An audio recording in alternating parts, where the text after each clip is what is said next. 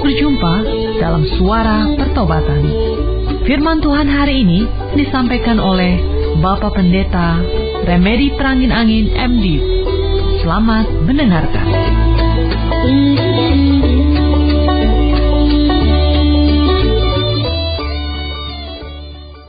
Terima kasih Tuhan Yesus, Engkau sudah mempersatukan kami kembali dalam persekutuan lewat udara. Hari ini kami rindu mendengarkan firman Tuhan tentang pembentukan karakter yang kuat dan kokoh.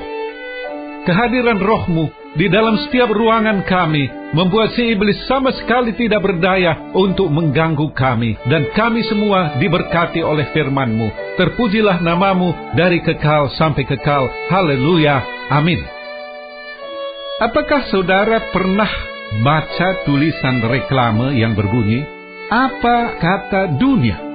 Reklame ini dicantumkan dalam papan-papan besar, di jalan-jalan besar, juga di iklan-iklan televisi. Apa kata dunia?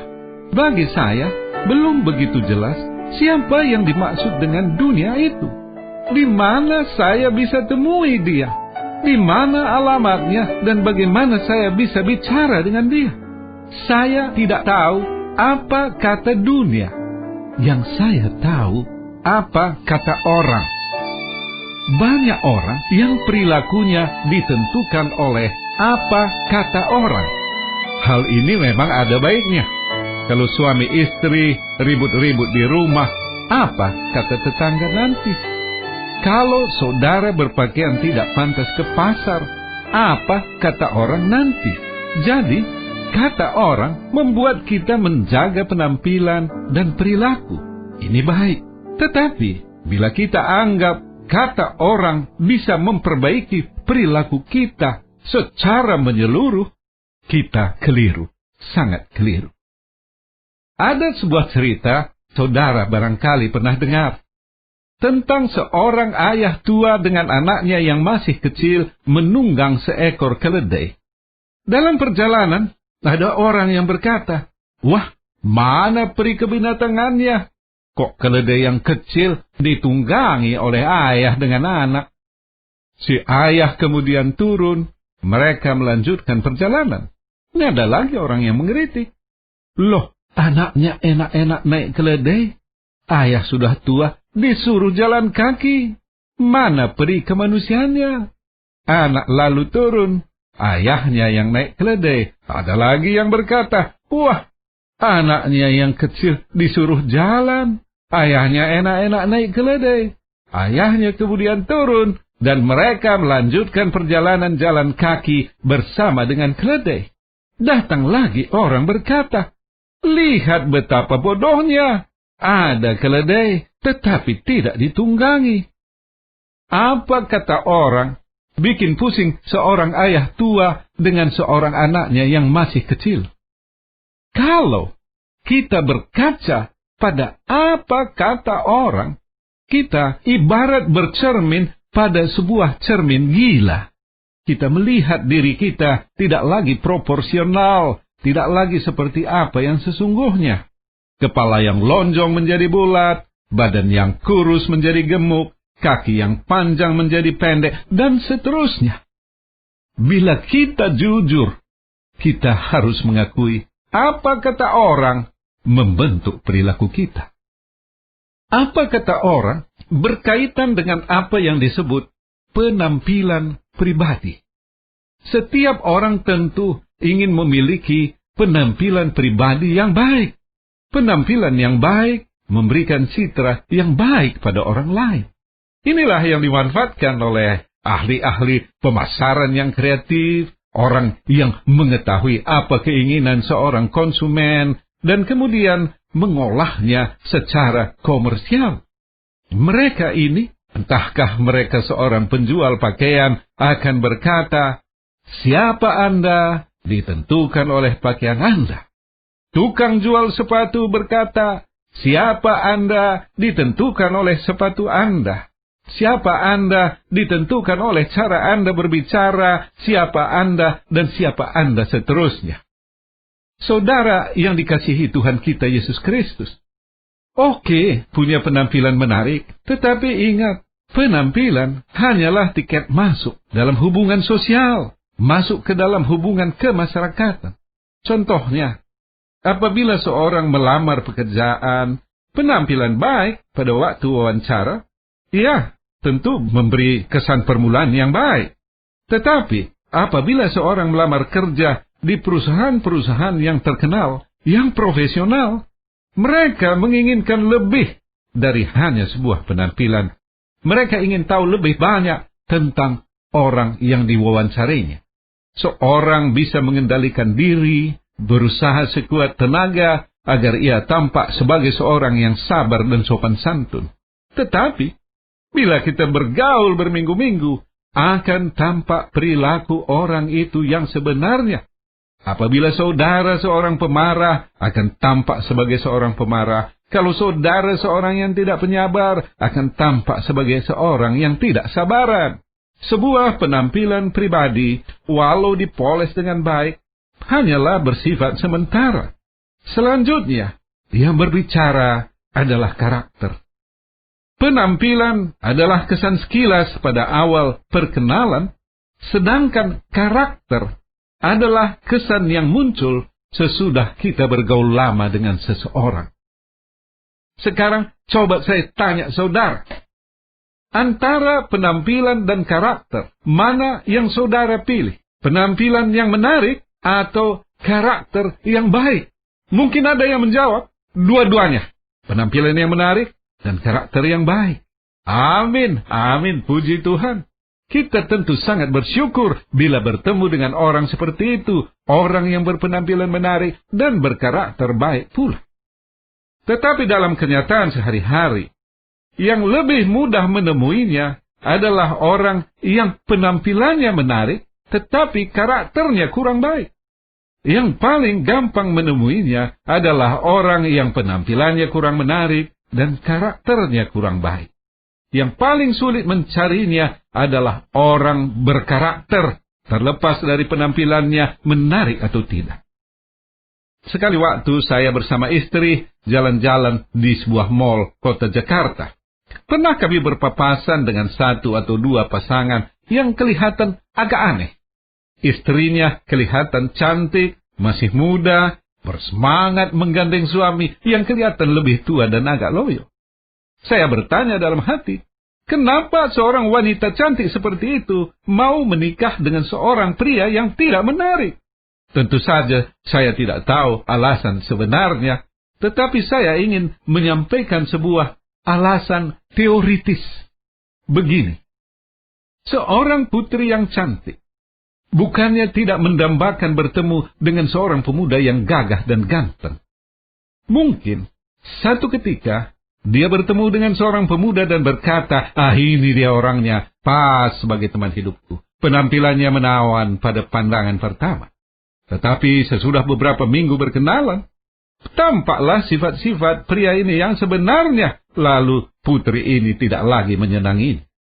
Ia bertemu dengan pria lain 2-3 kali seperti ini berulang. Maka akhirnya putri itu akan mencari pemuda yang memiliki karakter baik.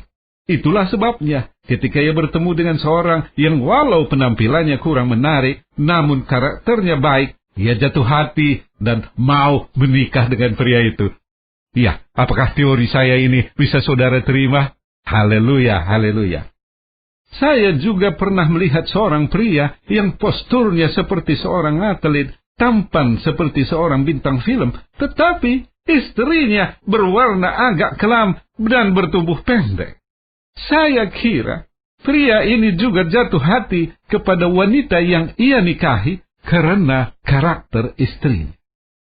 Pernah seorang pimpinan perusahaan mengatakan, pengetahuan hanyalah sebagian kecil yang dibutuhkan perusahaan dari seseorang, tetapi yang lebih penting, sikap mental atau karakter orang tersebut. Kenapa, saudara? Pengetahuan dan keterampilan seorang bisa dikembangkan lewat pendidikan dan latihan. Tetapi, karakter, sifat dan sikap yang sudah melekat pada orang tersebut, perusahaan tidak memiliki sarana atau program memperbaiki karakter karyawan. Karena perusahaan bukanlah lembaga memperbaiki karakter. Jadi perusahaan itu mencari orang-orang yang memang sudah punya karakter baik.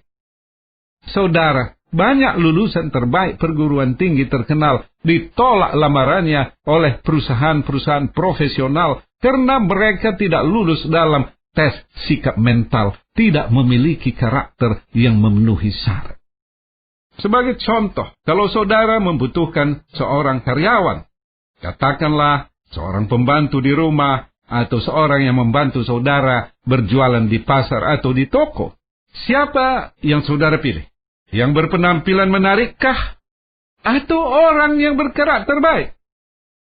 Saya percaya, saudara akan memilih orang yang berkarakter baik. Soal penampilan, kata saudara, nanti bisa kuatur.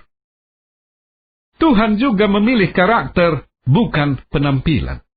Pada waktu ia memilih pengganti Raja Saul, Tuhan berfirman dalam 1 Samuel 16 ayat 7 demikian. Bukan apa yang dilihat manusia yang dilihat Allah. Manusia melihat apa yang di depan mata, tetapi Tuhan melihat hati. Tuhan melihat hati saudara. Tuhan melihat karakter. Saudara yang dikasihi Yesus Kristus, Alkitab punya banyak tokoh-tokoh yang berkarakter. Kita akan melihat beberapa orang di antaranya. Yang pertama, Yusuf. Dalam Kejadian 39 diceritakan, ketika ia bekerja di rumah Potifar, pada suatu waktu, ia digoda oleh istri Potifar yang cantik. Berhari-hari ia menggoda Yusuf untuk berselingkuh dengan dia. Bahkan akhirnya ia memaksa Yusuf. Apa yang dilakukan oleh Yusuf? Ia lari meninggalkan kamar, ia lari meninggalkan rumah, walaupun akibatnya ia difitnah oleh istri Potifar dan dimasukkan ke dalam penjara. Yusuf memiliki karakter. Ia tidak bertindak berdasarkan apa kata orang. Kalau ia bertindak menuruti apa kata orang, maka seandainya pun ia berselingkuh dengan istri Potifar dalam keadaan seperti itu, sudah dimaklumi oleh masyarakat luas, barangkali dengan alasan kita bukan malaikat. Tetapi Yusuf tampil beda karena ia punya karakter. Tokoh yang kedua adalah Nabi Elisa. Dalam kitab 2 Raja-Raja 5 diceritakan tentang panglima kerajaan Aram, Naaman namanya. Ia ingin menyampaikan rasa terima kasih kepada Elisa oleh karena penyakit kustanya telah tahir, telah sembuh. Ia bawa perak, benda-benda lain dalam jumlah besar. Kalau diukur dengan mata uang zaman sekarang, nilainya mencapai miliaran rupiah. Namun Elisa tidak bersedia menerima pemberian itu. Elisa adalah seorang manusia seperti kita juga. Ia juga punya kebutuhan, sama seperti kita punya kebutuhan. Ia juga butuh uang, sama seperti kita butuh uang. Elisa tidak menerima persembahan itu, karena ada sasaran yang lebih besar. Kesembuhan Naaman bukan hanya secara jasmani, tetapi akhirnya Naaman mengalami juga kesembuhan rohani. Ia menerima Tuhan Allah Israel sebagai Tuhan.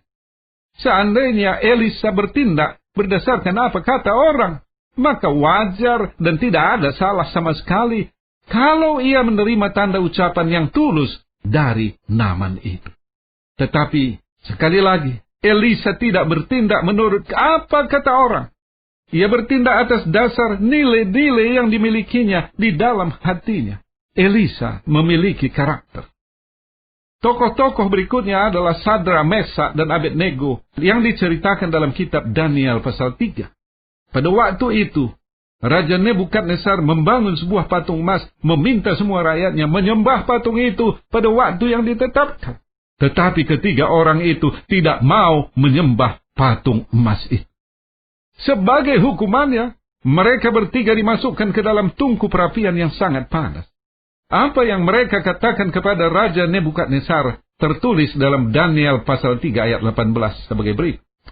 Jika Allah yang kami puja sanggup melepaskan kami, maka ia akan melepaskan kami dari perapian yang menyala-nyala itu, dan dari dalam tanganmu, ya Raja. Tetapi seandainya tidak, hendaklah Tuanku mengetahui, ya Raja, bahwa kami tidak akan memuja dewa tuanku dan tidak akan menyembah patung emas yang tuanku dirikan itu. Sungguh luar biasa ucapan mereka. Mereka punya iman bahwa Tuhan akan menolong mereka. Tetapi seandainya tidak, mereka tetap tidak mau menyembah dewa-dewa asing. Mereka tidak mau sembah itu patung emas yang dibangun Raja Nebukadnezar. Pada akhir cerita, mujizat terjadi. Tuhan menyelamatkan mereka dari perapian yang menyala-nyala itu. Apabila mereka bertindak berdasarkan apa kata orang, mungkin mereka akan berkata, ya, sebagai strategi penyelamatan diri, walau hati kita tidak di situ, tidak jadi soal kita sujud menyembah patung emas itu. Tetapi tidak, saudara, mereka tidak munafik karena mereka memiliki karakter. Mereka tampil beda. Tokoh berikutnya adalah Daniel. Daniel adalah seorang buangan yang dibawa oleh Raja Nebukadnezar dari Israel. Seperti diceritakan dalam Daniel pasal 6, pada masa pemerintahan Raja Darius, ia mengangkat 3 orang pejabat tinggi dalam pemerintahannya. Daniel adalah salah seorang dari ketiga pejabat tinggi itu. Ketiga pejabat ini mengawasi wakil-wakil raja beserta para menteri dan jajarannya. Daniel diperhatikan secara khusus oleh Darius karena Daniel punya hikmat, karena Roh Allah diam di dalam hatinya. Menimbulkan rasa iri dari 2 pejabat tinggi lainnya beserta para wakil raja. Apalagi ia bukan warga asli, ia adalah orang buangan dari negeri lain. Mereka mulai mencari-cari kesalahan Daniel. Mereka tidak berhasil menemukan kesalahan sedikit pun, karena memang Daniel tidak melakukan kesalahan apapun. Ia bekerja setia, jujur, dan rajin. Akhirnya mereka melakukan sebuah rekayasa. Mereka mengamati kebiasaan Daniel. 3 kali sehari melalui tingkap rumahnya berdoa ke arah Yerusalem.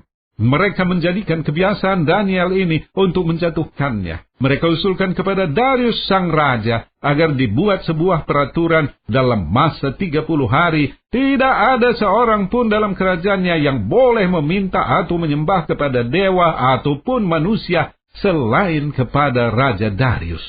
Raja Darius berhasil mereka pengaruhi. Darius menetapkan keputusan itu tanpa menyadari ia telah terjebak ke dalam sebuah permainan oleh para pembantunya untuk membinasakan Daniel, pejabat kerajaan yang dikasihinya.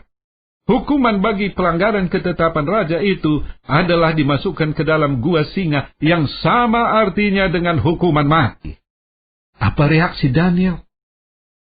Dalam Daniel pasal 6 ayat 11 tertulis, demi didengar Daniel bahwa surat perintah itu telah dibuat, pergilah ia ke rumahnya. Dalam kamar atasnya ada tingkap-tingkap yang terbuka ke arah Yerusalem. 3 kali sehari ia berlutut, berdoa serta memuji Allahnya seperti yang biasa dilakukannya. Bukankah tindakan Daniel ini tindakan yang sangat beresiko? Gua singa atau hukuman mati? Bahkan raja sendiri terperanjat ketika mengetahui Daniel melanggar ketetapan yang sudah dibuat. Tetapi peraturan adalah peraturan, dan Daniel dimasukkan ke dalam gua singa. Seandainya Daniel melakukan tindakan atas dasar apa kata orang, maka ia tidak akan berdoa 3 kali sehari ke arah Yerusalem. Mungkin ia berkata, oke, 30 hari tidak berdoa, tidak apa-apa. Kalau aku berdoa, aku akan berdoa di dalam kamar yang tertutup. Tetapi Daniel tidak merubah kebiasaannya karena ia punya karakter. Daniel tampil beda. Dalam lanjutan cerita terkenal itu, kita sama-sama mengetahui Daniel diselamatkan oleh Tuhan. Dan orang-orang yang merekayasa kejahatan itu dimasukkan ke dalam gua singa dan mereka langsung diterkam oleh singa-singa yang kelaparan. Saudara-saudara kekasih Yesus Kristus, puncak keagungan karakter diperlihatkan oleh Tuhan sendiri di dalam Yesus Kristus, yang mengungkapkan kepada kita inti nilai yang paling dalam dari karakter itu tidak lain daripada kasih. Oleh karena kasih, ia meninggalkan tahta kemuliaannya di sorga dan menjadi manusia yang hina. Ia rela mati di kayu salib, menanggung dosa-dosa manusia. Ketika Yesus dicobai di padang gurun, ia memperlihatkan betapa kokoh karakter yang dimilikinya. Ia tidak bisa digoda oleh rasa kelaparan, ketinggian hati, dan rasa ingin memiliki segala sesuatu di dunia ini. Walau sebenarnya ia adalah pemilik dari segala sesuatu, baik yang kelihatan maupun yang tidak kelihatan. Karakter digerakkan dari dalam hati manusia, digerakkan oleh kasih. Karakter bersifat jangka panjang, berbeda dengan penampilan yang bersifat jangka pendek. Penampilan digerakkan dari luar, digerakkan oleh apa kata orang. Orang-orang yang berkarakter punya kemampuan mengatasi badai dan angin ribut dalam kehidupan ini. Bagaimanapun keadaannya, ia mempunyai nilai-nilai yang tidak berubah dalam hatinya. Ia mampu bertahan, ibarat sebuah benteng yang kokoh. Saudara yang dikasihi Tuhan kita, Yesus Kristus, apakah saudara ingin menjadi orang yang berkarakter? Kalau saudara ingin, saya punya 2 berita untuk saudara. Yang pertama berita buruk, dan yang kedua berita baik.